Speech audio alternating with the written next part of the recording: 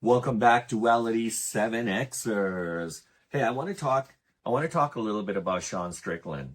And you know, I don't know what's going on with this guy, but he had a recent cage meltdown, and there's been some super heavy fines that have been imposed against him. And I'm trying to figure out what the heck is going on with this guy mentally.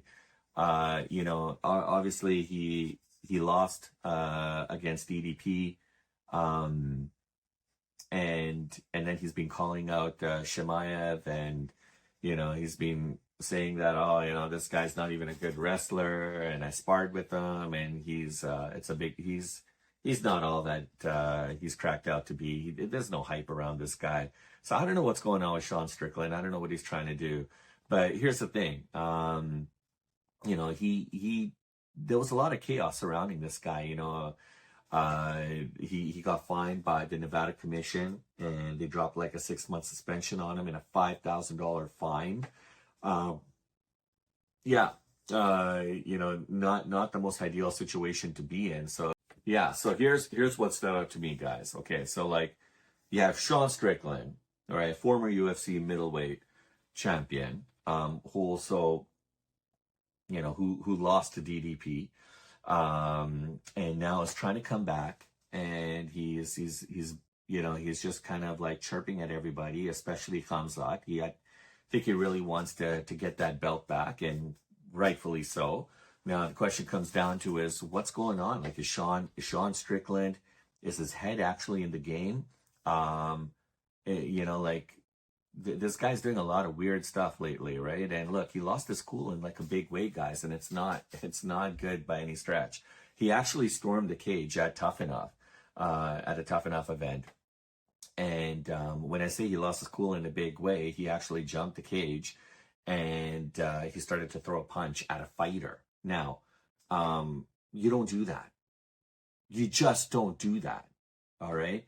And then the Nevada, State Commission, they don't play. They just started slapping fines on him, like a 6-month ban, $5,000 fine. I don't know what other fines are associated with this, but I mean, hey, there's a possibility there could be a get out of jail card early, provided that he takes some anger management courses. Now, I'm Sheeraz. Welcome to Duality 7X. I want to break this down for you exactly as to what happened, what we're talking about, what this means for a UFC return, and why you want to stick around actually to hear this absolute craziness that actually unfolded, right? So, you might have already heard about it, guys, but I'm just actually responding to it now.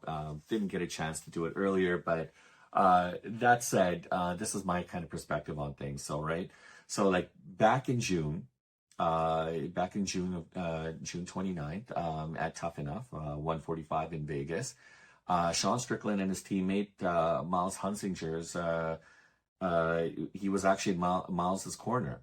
And so what happened is Miles actually loses via standing guillotine to Luis Hernandez, and then Hernandez starts taunting the corner with like a crotch chop, and really silliness, like really stupid behavior. Like there's no professionalism. I was really disappointed to see that actually, and I don't think a lot of people want to see somebody doing that in that manner. So really, really disappointing. And basically, I mean, Hernandez was like mocking Miles's corner, right? And I mean, if I'm in Miles's corner, I'm going to be super pissed because it's a lack of disrespect. But I mean, I've got a level head. I'm cool. I'm calm, guys. I'm collected. I'm not going to go do something stupid. And so what does Strickland do? He jumps into the cage and punches him. All right. He lands a couple strikes. All right. And then the security had to step in, and, like Chris Curtis. And then, oh, geez, guys, punches are going all around. And it was absolutely ridiculous. And the Nevada State Athletic Commission, guys, these guys, I'm telling you, they don't play. They don't like these kind of things. They got involved like super, super fast. All right. Now, back, like flash to August 21st. This is where the fallout begins. The Nevada State Athletic Commission, they gave Strickland, they imposed the 6-month hefty fine. suspension retroactive to June 29th, plus a $5,000 fine, and not including legal fees. So that's an additional fine that was imposed on Sean Strickland. And the end result is that he can't step in any MMA ring until December 29th, unless he does something like take some anger management courses and proves that, he's level-headed now, and he apologizes for his actions that night. Now, look, Chris Curtis got fined too, I think $2,500 in lawyer fees, but he kind of escaped the ban. So, it's just kind of like a formal reprimand. But you had all these guys getting in there and doing a really stupid crap, and it's unacceptable. Especially, look, things are going to happen in the ring. It's a fight, and things are going to escalate. And sometimes people are not going to be cordial with one another. We got lucky when we saw Khamzat taking on Duplessis in UFC 319, and nobody really knew exactly. I don't know. You saw them walking into each other in the back and stuff like that, and they were really cool with each other, shaking hands and everything.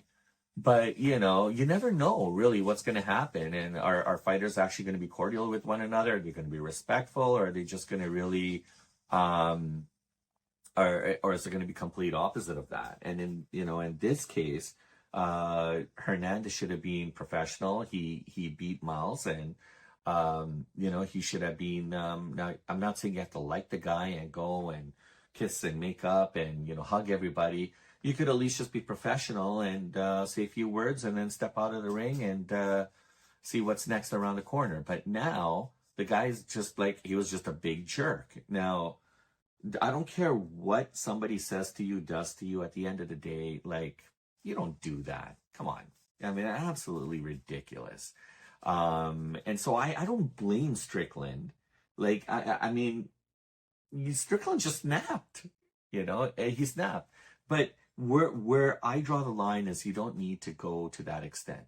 You don't need to go in and wreck house. I mean, that's not how you deal with things. I mean, deal with it in the ring, right? The guy's unclassy. He was unprofessional. So just walk away from it. People are going to judge him anyway online on social media, right? So anyways, this is the twist, right? So Sean Strickland, he can cut that penalty down, that 6-month ban, that is, by 45 days to, so bring it down from 6 months to about 4.5 months by doing some anger management courses. That's approved by the Nevada Athletic State Commission. So that means the potential return date could be not in December, end of December, but could be mid-November, which is great news for a lot of people, because I think that's a lot of people want to see that. The other question comes down to is I'd like to see maybe Strickland fight on the UFC White House event too, but that's going to happen next year. But I mean, right now, I think what Sean needs to do is just do all the right things and take that course and then fight in November, and then maybe again a few months after that, and then he's back on his way. Now, after his next fight, depending on how that goes, that could possibly set himself up for a middleweight championship fight. Who knows, right? So it'll be interesting to see kind of what's going on, right? So anyways, look, Strickland's in a unique position because the middleweight division is evolving fast, quicker than quick, guys. Now with Khamzat just kind of coming in and wrecking house, and taking out DDP in decisive fashion, it's such a unique division. You got so many talented fighters. You even have so you got the likes of Adesanya there as well too. People keep forgetting about him, right? And so anyhow, when Strickland lost his title to Duplessis, and and going through rehab and everything like that, now with having to prove to everybody that he's level-headed and he's got to take these courses, it's absolutely frustrating for somebody like Strickland to having to go through this. But it is what it is, guys. He shouldn't have done that. He could have definitely jumped the cage and stuff, and he could have held his fighter back, and he could have just, like, you know, stared down Luis Hernandez, but he didn't have to get physical with him. He wasn't involved in that fight. And so therefore, he should have realized the consequences and the ramifications of his actions, right? So I don't know. I think there's obviously redemption in the cards for Strickland because it's Strickland. He's a former champ. He's not going to bow out and walk away. He's coming back, and he's going to come back strong, guys. He's going to come back smarter. He's going to come back calmer. He's going to come back meaner. He's going to come back where he needs to be calm. That's fine. But in the ring, he's going to be explosive like he normally is. So UFC 320 possibly or beyond. Who knows? Geopolitics aside, Sean's career could definitely surge or hinge in the coming months, depending on how this rehab goes for him. And look, he didn't stay quiet, man. He's been posting on like social media, you know, ready to put this bed and back into this cage, and anger management, here I come. He even called out the champ, as I was telling you guys, thumbs up. He's chirping away at like everybody. So good. Look, and that's what I want to see. I want to see a good fight. And, you know, he's obviously raw, he's unfiltered, and he's usually ready for battle anytime they call his name, right? So the story is unfolding. It's going to be interesting to see. I'm excited, and let's see what happens. So I hope you guys enjoyed that, and we will catch you guys on the next one. Before you guys go, please smash the like and subscribe, and share this with all your friends. Please put your comments below. I love reading your comments, and I love responding to your comments. And I look forward to catching you guys on the next one.